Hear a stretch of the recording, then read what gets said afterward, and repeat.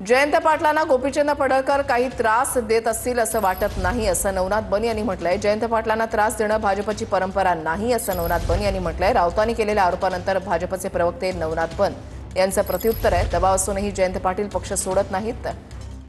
जयंत पाटील पक्ष सोडण्यासाठी तयार नसल्यानंच अशी विधानं होत असल्याचं राऊतांनी म्हटलेलं होतं आणि त्याला नवनाथ बन यांचं प्रत्युत्तर। देवेंद्र फडणवीसांनी या व्यक्तीला 12 ते 13 वेळा समज दिली आहे असं वृत्त मी वाचलं। 12 ते 13 वेळा समज देऊन जो माणूस ऐकत नसेल याचा अर्थ तुमचा त्याला पाठिंबा आहे बोलण्यासाठी आणि तुमचा जयंतरावांवरती राग यासाठी आहे जयंतराव तुमच्या पक्षात यायला तयार नाही।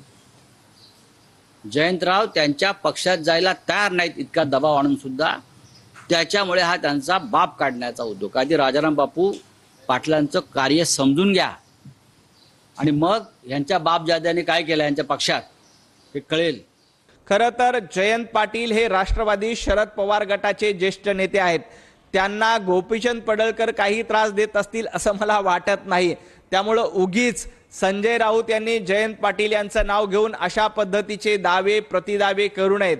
जयंत पाटील यांची कारकीर्द महाराष्ट्राला माहिती आहे आणि त्यांना कोणीतरी त्रास देतोय म्हणून ते कुठला तरी पक्ष सोडतील आणि त्रास देणं आमची परंपरा नाही।